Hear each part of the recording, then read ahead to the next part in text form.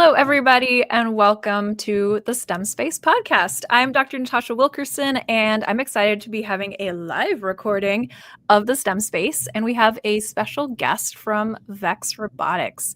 So you can see here Jason McKenna. He's an educator, author, and advocate for innovative and equitable learning practices. Jason is the Vice President of Global Educational Strategy at VEX Robotics. He helms the strategic direction of educational platforms within the VEX Continuum, with a focus of integrating STEM, technology, and creative thinking into education. Jason is passionate about empowering teachers and preparing students for the demands of a rapidly changing world. Welcome, Jason, to the STEM Space. Thank you very much for having me. Appreciate being here. And for those that are just listening, I want them to know that you are in a kind of classroom and you're surrounded by all the different robots. Tell us a little bit about where you are and what's in front of you. So thank you. Yeah, so this is the VEX classroom. We actually built this during the pandemic, which, as we are all painfully aware, students went from learning in classrooms to their living rooms. So we wanted to create an environment to help teachers to continue to engage in hands-on STEM learning with VEX products. So we actually created this classroom here so that we could do some of the heavy lifting for the teachers. That was, as you remember, such turbulent times. So we created this classroom. And then since then, we also now use it for much of our curriculum development. So if we want to use a direct instruction video in our curriculum, we would use this particular classroom. I could go to my computer view, or I can go to an overhead view if I want to show the robot running. I could write things on the board that's behind me. So as you mentioned, we try to replicate a classroom as best as we can. For today's podcast, for those of you that are just listening, I actually have most of the VEX Continuum here in front of me. So we've worked really hard over the last 3 to 4 years to build out an entire really kindergarten through college solution with our products. So when I'm doing a webinar or a podcast where I'm not talking about one particular product line, I like to show off the entire continuum that we have here. Can you give us an idea of what sets VEX Robotics apart? So if they can't see it, can you kind of explain what is a VEX robot? Yeah, so what I like to explain to people is that VEX, I pride ourselves on leading the world and creating meaningful learning engagements for students.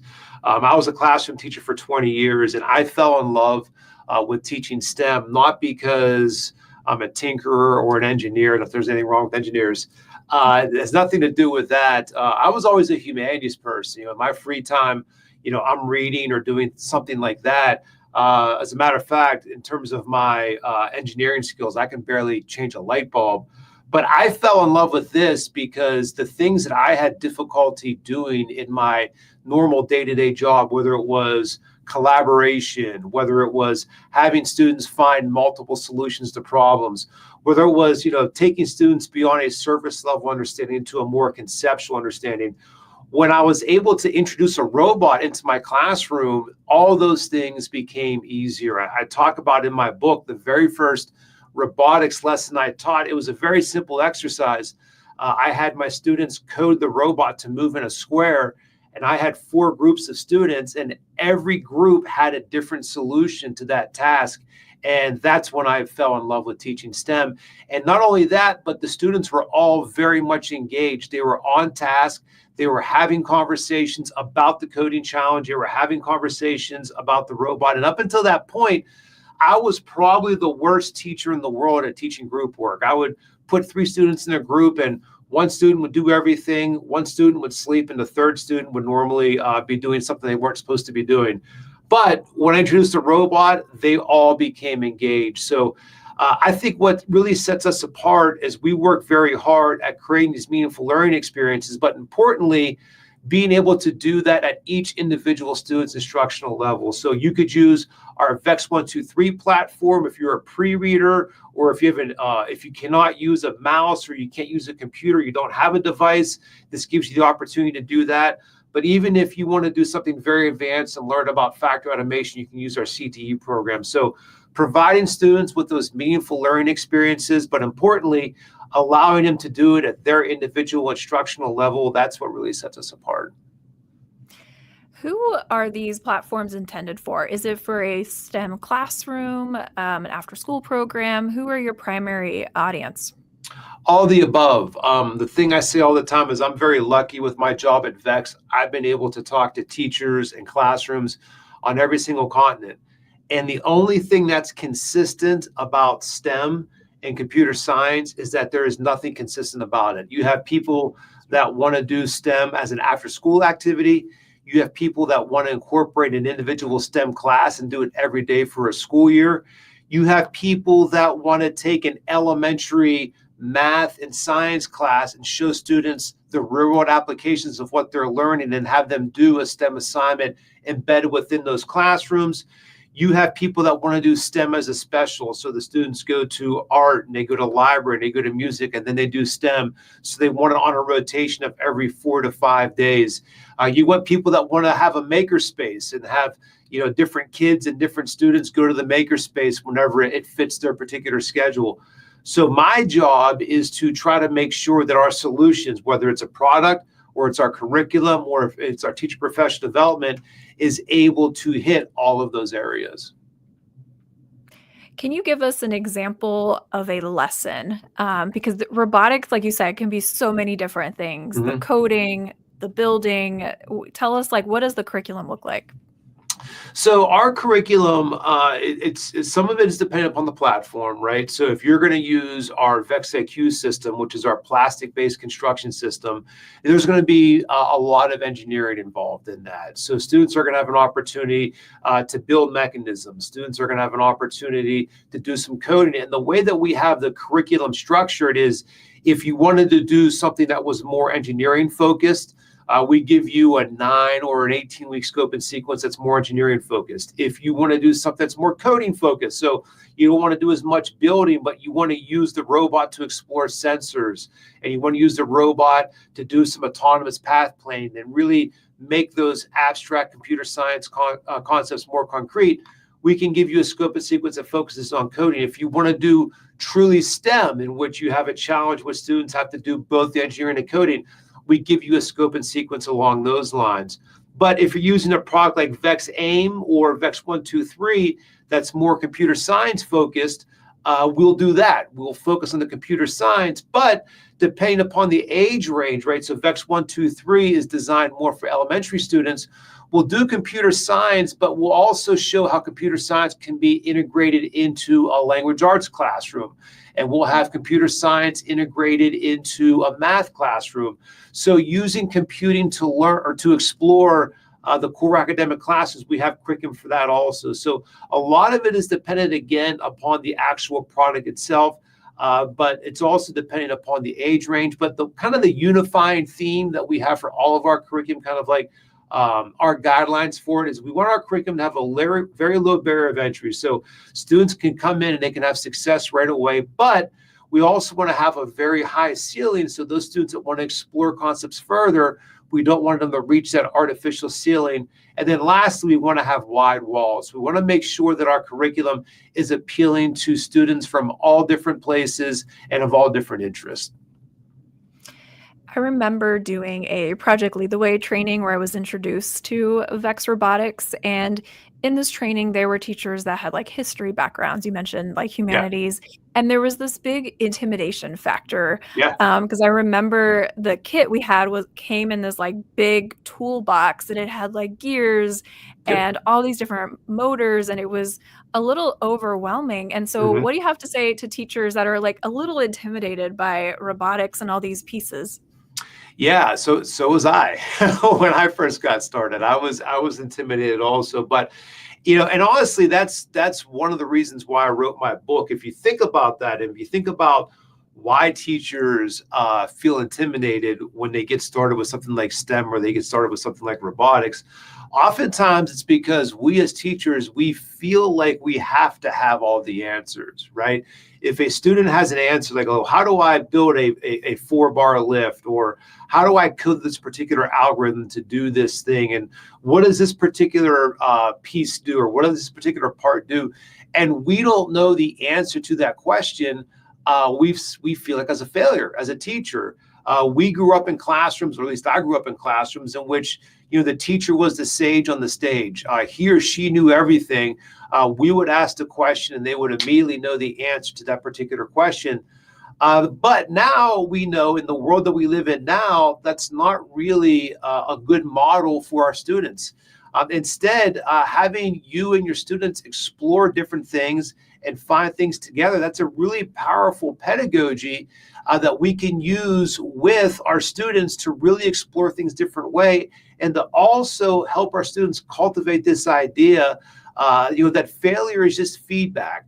So being able to do something and then to fail at something and to be able to learn from that and to try again, that's a very important feature that we need in the real world, but oftentimes is not shown in our classroom, because in our classrooms, we have this very linear formula, whereas we start here and everybody is supposed to end up in one specific spot, and everyone really goes on the same journey to reach that spot. But whereas in a STEM classroom, that journey is much more robust, and there's many different things that you can explore, and there's many different ways that you can explore it. So that fear, that intimidation that you speak of, it's really evidence of a much larger problem of how we train our teachers, and how our teachers also have to have this STEM mindset that we're trying to also reach with our students. Yes, I love that. And you mentioned failure is just feedback. Mm-hmm. That is so good. And I see people are watching. So if anyone out there has questions for Jason, whether it's about robotics or teaching in general, STEM education, you can put it in the comments. So I want to go to your book, What STEM Can Do for Your Classroom. Mm-hmm. STEM is such a broad word, and here we're talking about robotics specifically, but I'm getting the sense that STEM means more to you than just a robotics kit. So can you tell us more about your kind of view of STEM education? Yeah, I talk about it in the introduction to my book. Two things. Number one, I was at, I originally got into STEM. So just a little bit about my context and my story. About year 15 in my teaching career, I was completely and totally burned out, Mm. for a lot of different reasons that we don't have to get into right now. But I was burned out. And as I mentioned a few moments ago, STEM, and that first lesson I did with coding the robot in the square, it really reinvigorated me, and it really helped me, capture what was lost for me, in my teaching career. And then when I fast forward a few years after that, I was at my very first VEX World competition. And what we do at VEX Worlds is the students compete in the dome, and it's like a rock concert. There's 10,000 people there watching the finals, and the kids are competing with their robots. And then after the champion is crowned, we then unveil next year's game. So now the students have an opportunity to see what next year's game is going to be. And the students are, again, they're absolutely losing their mind. They're so enthusiastic. And I was walking out of that arena with the co-founder of VEX Robotics, Bob Mimlich, and he said to me, these students have no idea how much work they just signed up for. And when he said that to me, it's like he hit me with a 2x4 across my face, because as a teacher, that's the magic elixir that we're all looking for. How do we combine that rigor? How do we combine that learning? How do we combine students being persistent and that, but also with that engagement and fun? How do we put all those things together? If we could put that into a bottle, how do we put it in the classroom? And I just saw that with like 12,000 kids in an auditorium watching the unveiling of that year's game. So how do we actually do that? And to me, that's what STEM is, to your question, is how are we able to combine rigor and engagement and persistence and things like the engineering design process with those high levels of engagement and fun. And the reason why I think you can have the high levels of engagement and fun is with STEM. I talk about the aboutness of STEM. And what I mean by that is STEM answers that question of like, what is this about?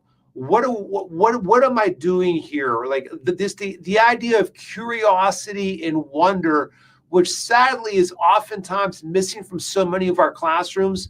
That's what STEM is able to bring in. Students have the opportunity to think about things deeply, to ask questions about things.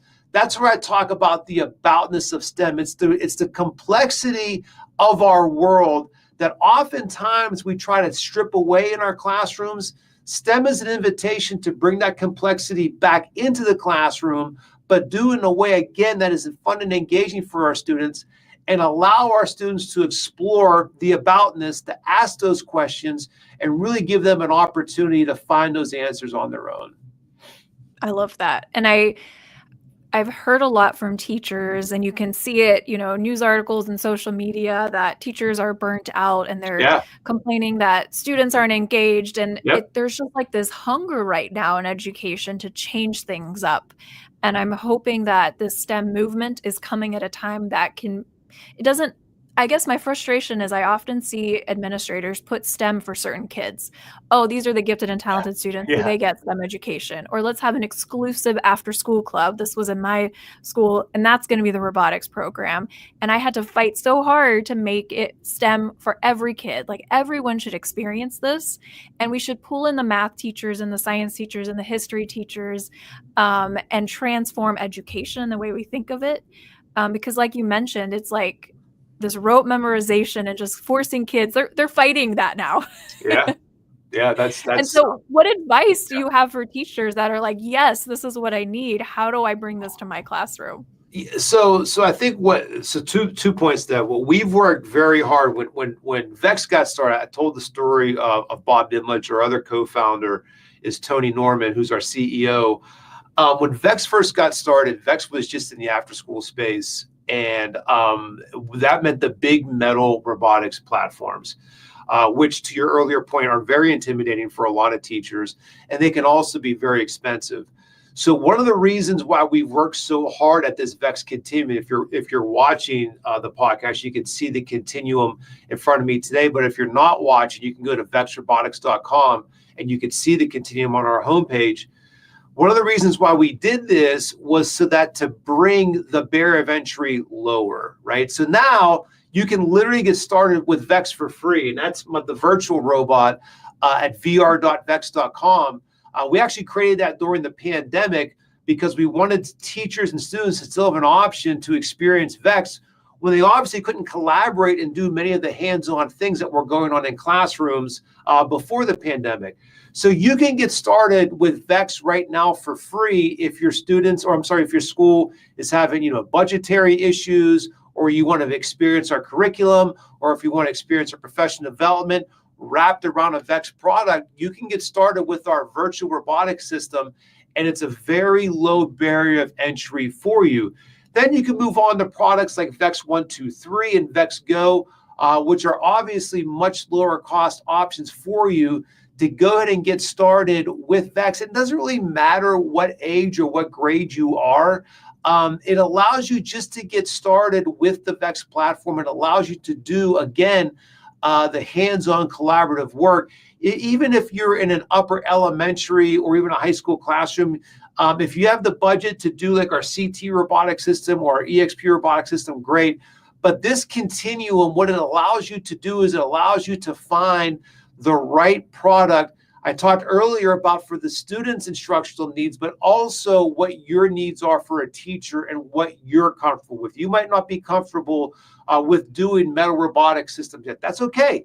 Get started with our plastic-based system, or get started with a product like VEX AIM, in which there's no construction with at all. You have budgetary issues, no problem. Get started with VEX Code VR. It's completely and totally free. Or use VEX Code VR to supplement your physical robot so you don't have to do that large of an outlay with the physical robotic system. So we've worked very hard to kind of build those solutions out for you so that you don't have to do so much of that heavy lifting on your own. The last thing I'll mention to that end is we have an entire website called research.vex.com that has the research to back up a lot of the claims that we make around our educational platforms and also our hardware platforms. So when we say things like, the VEX Continuum is a great means to introduce young students to computer science and STEM concepts, and then allow them to grow in a scaffolded manner so that students then have an easy pathway to hopefully continue to grow their STEM skills. We have actual research to back up those particular claims. And we say things like drive forward is the new hello world, meaning that providing students with a hands-on robotics system is a great way to take these abstract concepts in computer science and make them more concrete. We have research to actually back that up and show that. So administrators are always interested in that, and that's why we have an entire page, research.vex.com, devoted to that. As an education researcher, thank you. That makes me so happy. And all the things you're saying on like supporting scaffolding to abstract concepts. Oh my gosh, I love it. Because that's one of my biggest complaints about STEM education is we keep doing these repetitive activities and we never are really thinking about the intentional learning outcomes of why are we teaching this? Where are we going? What's the goal? And a question here, you are, the global education strategist, right? You're the VP of this, thinking of all these different schools around the world are using VEX.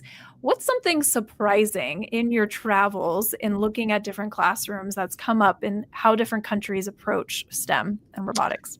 Yeah, so I mentioned to you that the implementation of STEM is very different, but the challenges are all 100% the same. I'll go to, I talked about Manila. I was there in August of last year. And you go and they say, well, we know in the US, your teachers are able to do this, for example, but, our teachers might particularly struggle with this. Or in the US, your schools, all have computers and you have great Wi-Fi, so you're able to do this, but, our schools don't have it. I'm like, no, that's not the case at all. We have schools in rural and urban areas that have a very difficult time getting devices. Teachers are in the US are just as intimidated as you are here sometimes of teaching with robotics. So oftentimes the obstacles, no matter where you are exactly the same. We have to be able to empower teachers. We have to show teachers that they are supported. We have to show students that we have a solution that's able to fit, again, their instructional level and not create an artificial level and expect all students to be able to get there. And then the last thing is around accessibility, right? So you made a very important point earlier. STEM should be for all, and computer science should be for all. So what does all actually mean, right? It's very important as a curriculum developer, as a product company, and as a teacher, we actually think about what that means, and we actually think very deeply about what all means. So how does a visually impaired student interact with a VEX robotics system, or interact with VEX Code, our coding software, or interact with our curriculum? How do we prepare teachers to also do that? How do we have students that are, up and down the spectrum be able to interact with our products effectively? We actually partnered with CAST, the nonprofit that made the Universal Design for Learning standards, to get our professional development certified and to actually go through that process with them so that we could understand what all means, so that we can help make these product and solutions effective for all. So that's really the main thing, is that whereas the implementation of STEM can be very different, the challenges are the same. We have to be able to support our teachers. We have to be able to meet our students at their instructional levels, and we have to be thinking intentionally about all of our students.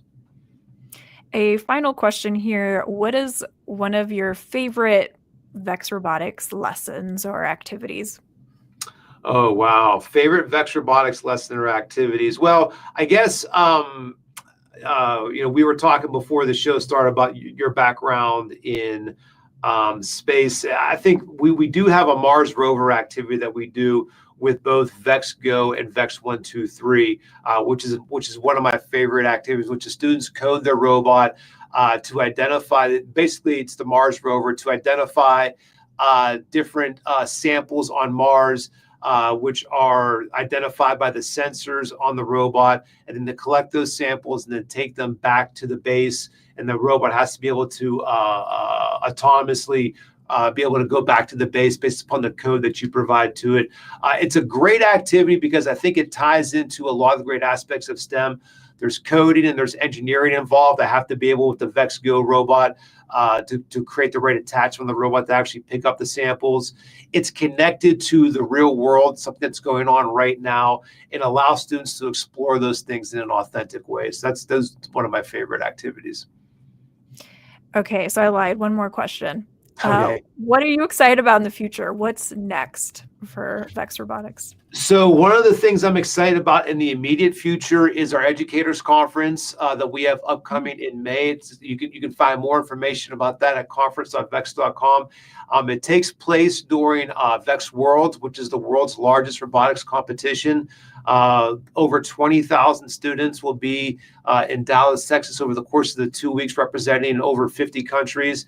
And as part of VEX Worlds, we also have, again, our VEX Robotics Educators Conference. It's the opportunity for educators, STEM educators from all over the country and all over the world to come and to learn with us and from us about STEM education that we've been talking about in many of these different VEX platforms. So I'm excited for both of those things in the immediate future, the VEX Robotics World Championships and also our VEX Educators Conference.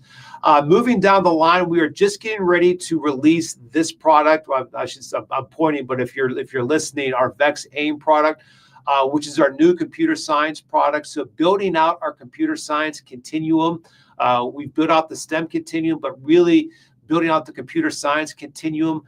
That's something I'm very excited about, and giving students more opportunities to do computer science in fun and engaging ways over the course of this year and into next year. That's what I'm really excited about. Awesome. Well, I'm excited. I'm excited to try out that Mars rover challenge with my Space Club students. Thank you so much, Jason, for joining me today. Thank you for having me. I really appreciate the time.